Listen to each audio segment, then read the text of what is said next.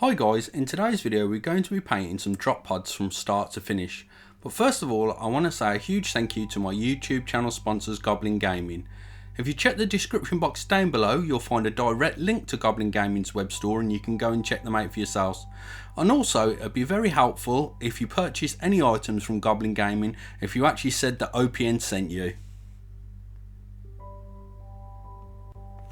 In this video we're going to be painting the drop pods in a very quick way.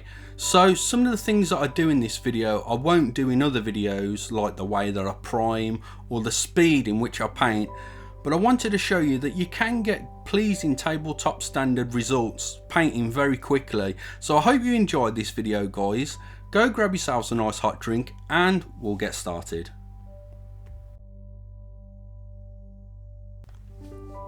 The three drop pods that we'll be painting today have already previously been painted, but that's not a problem as the person that painted these previously done a good job and made sure the paint went down nice and thin.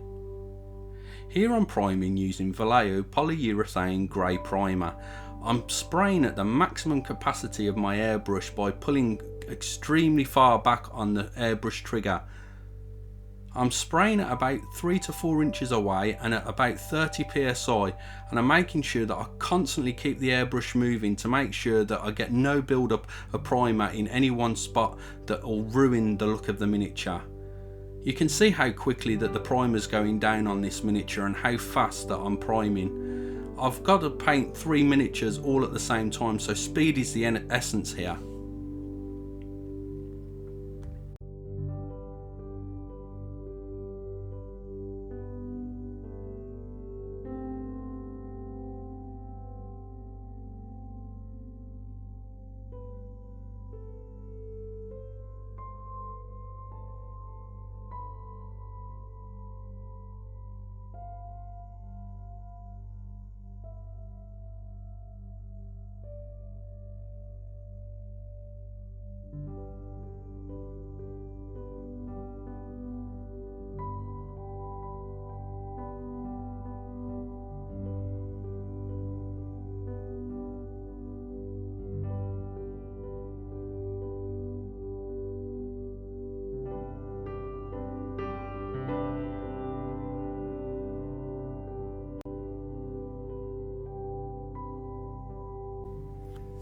As I mentioned a moment ago, the airbrush is constantly moving.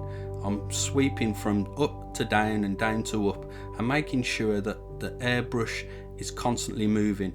If you're going to prime in this speedy manner, it's really important that that airbrush doesn't sit on one area of the model at any one time. Normally I paint a panel at a time and take my time priming, but as we're painting really fast, this is the way we're doing it.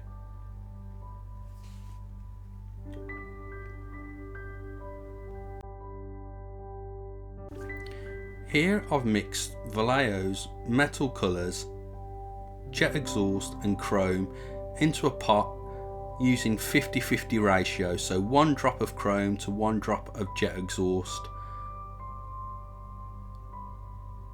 I'm just going to place the paint into the airbrush cup and I'm going to paint all the metallics first, as I feel that these are the most messy paints to paint, as you can sometimes get specks of metallic on the finished product, so it's always best to paint the metallics first if you can.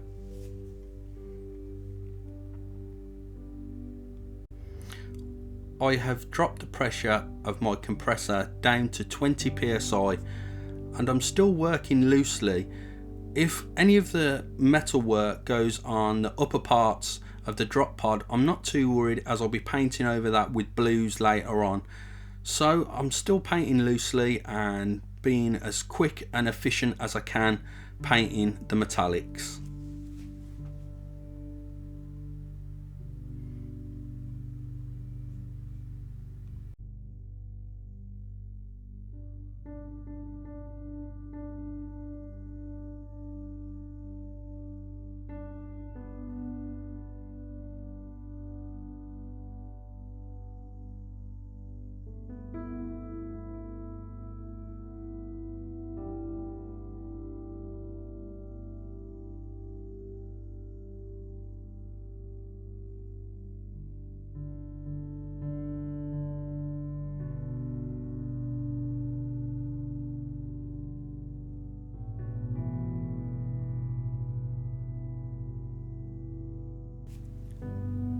You'll also notice that I'm using a turntable. This can be purchased from airbrushes.com.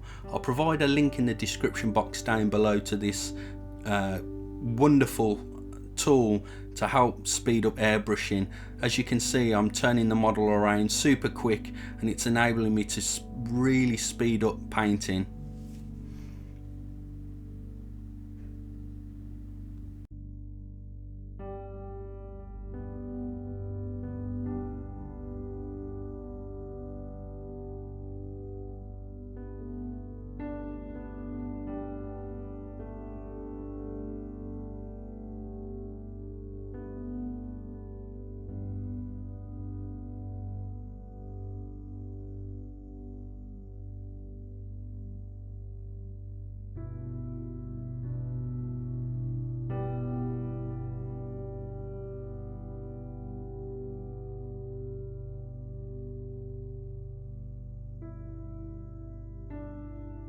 We'll be using 3 different colours of blue: Imperial Blue, Magic Blue and Electric Blue from the Vallejo Game Air colour range.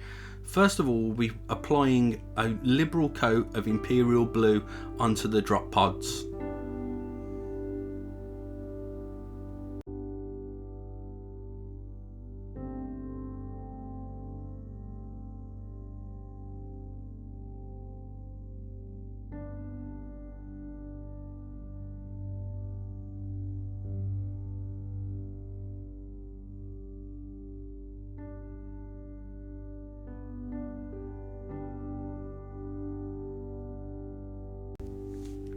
Here I'm painting the Vallejo Game Air Imperial Blue colour onto the drop pod.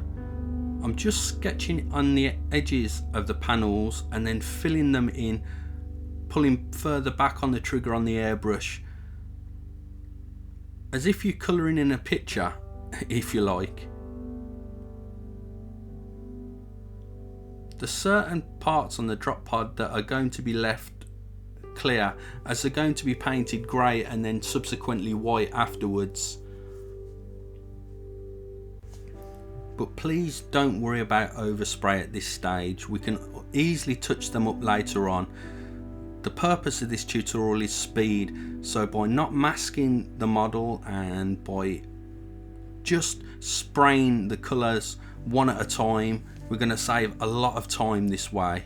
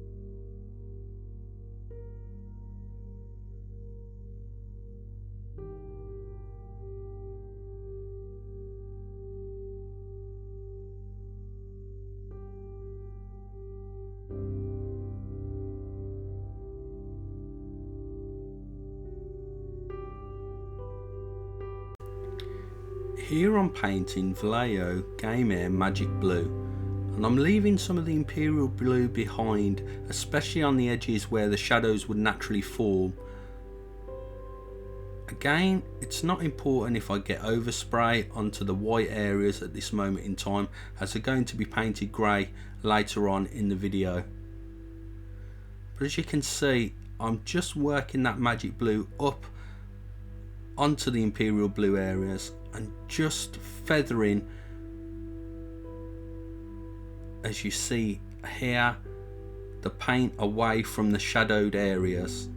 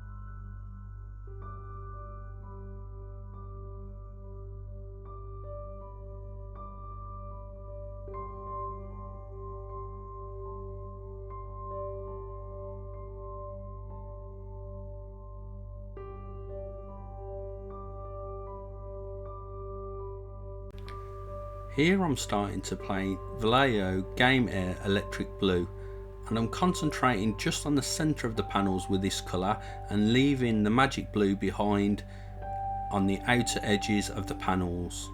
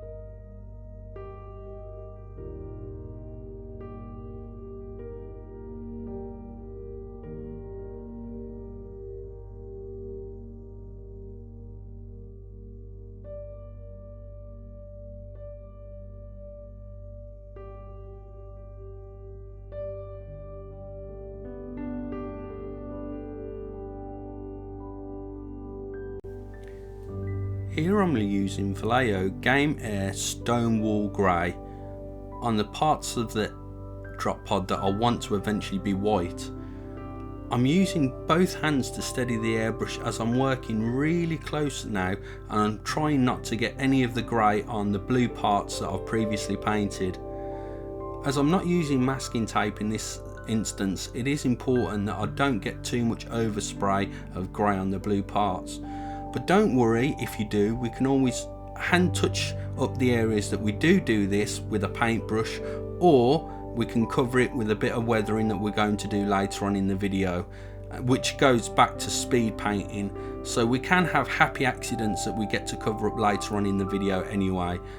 But it is important that you do try and take your time a little bit more whilst painting these grey areas.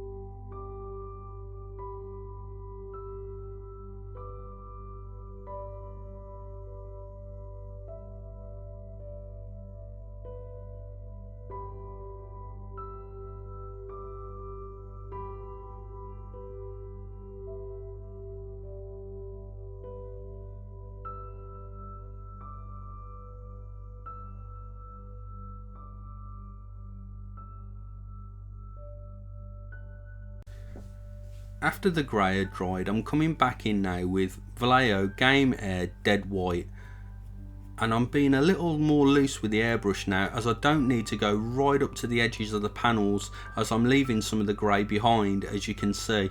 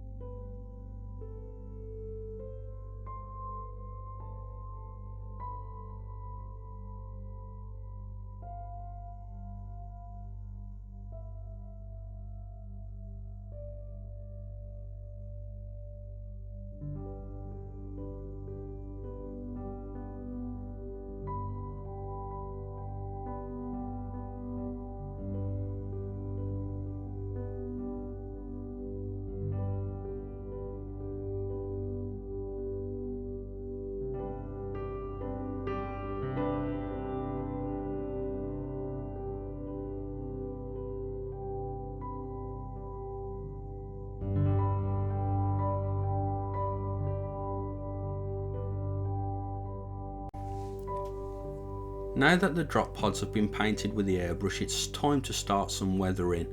Here I'm using some Vallejo Game Air Charred Brown, but you can use game coloured charred brown for this instance. Here I'm using some sponge from an army foam tray that was surplus, and I'm just touching it on some kitchen roll to dab off the excess paint, and it'll give us better chipping patterns. Normally I like to tell a story and create a narrative whilst weathering my vehicles, and try and take my time into picking out particular areas where I think they would be weathered. But as this is a speed tutorial, I'm just hitting different areas on the vehicle where I think chips would occur in a rapid way.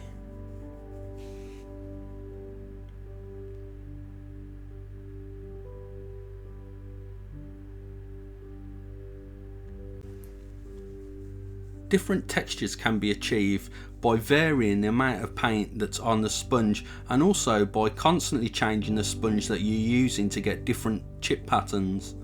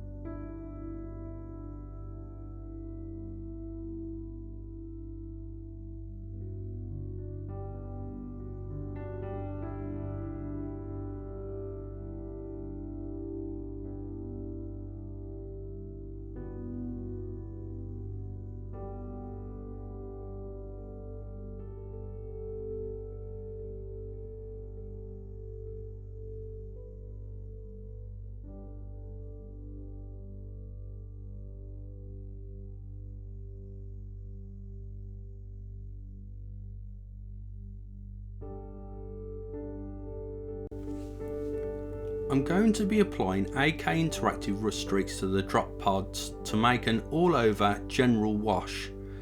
It's important that I thin down the AK Interactive rust streaks though, as the effect will be too strong undiluted.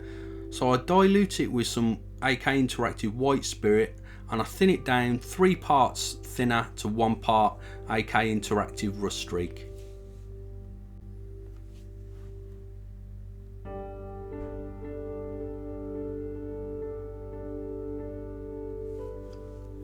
I'm going to be super quick applying this wash, guys, and I'm not going to worry if it runs down any of the cracks or crevices of the drop pod, as the stains that it'll leave behind are going to look quite cool. So just apply it generally to all the cracks and crevices, and if it runs down the vehicle, we'll call it a happy accident and we'll let it lie.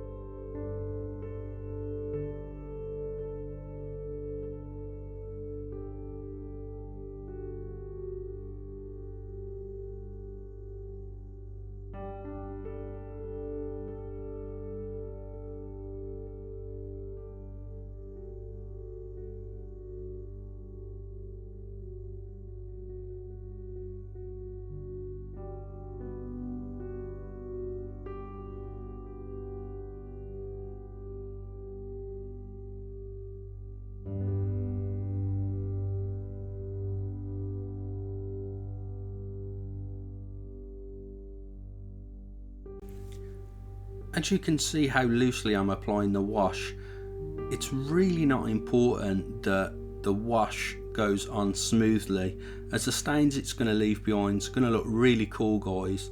So just have fun with it here, guys. Remember, we're concentrating on speed here, so any stains that we get left behind are going to be happy accidents and are going to look cool.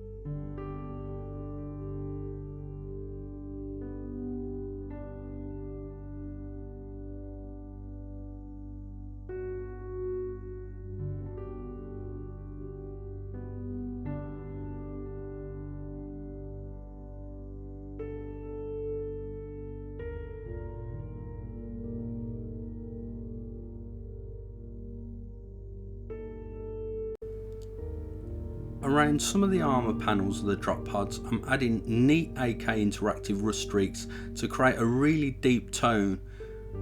As you can see, it's really making some of those panels pop out.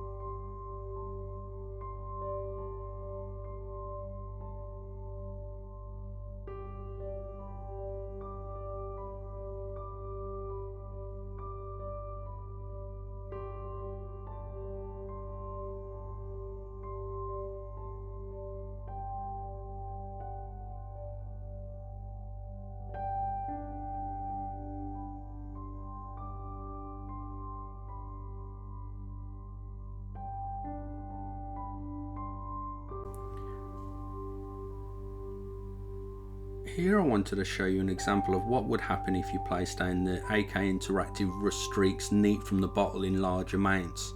It would really swamp and overpower the vehicle. I'll show you here now what I mean by this. That's just too strong of an effect. Don't worry if you do make a mistake like this, guys. You can actually easily rectify it by using thinners and thinning it down and just smoothing it out.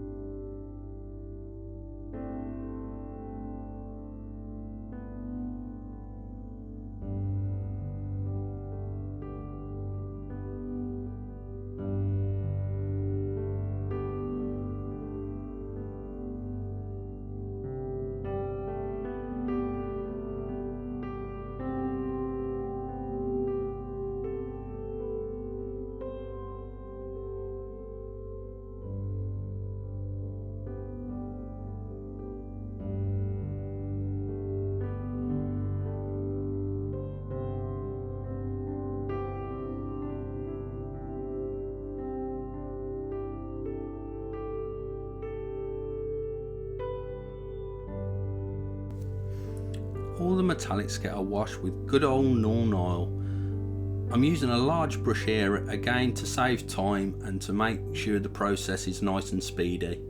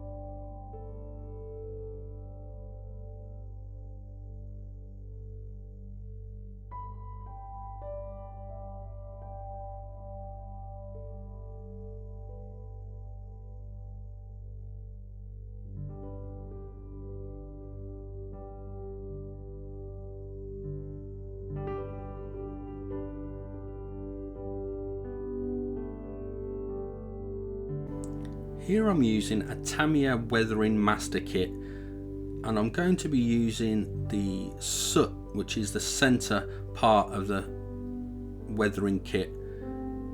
You get a little makeup applicator in the kit that you can just scrub onto the weathering powder, and then you'll see that just by the engine vents of the top of those drop pod panels, I'm just sweeping it just to the sides, and it's going to create a nice effect.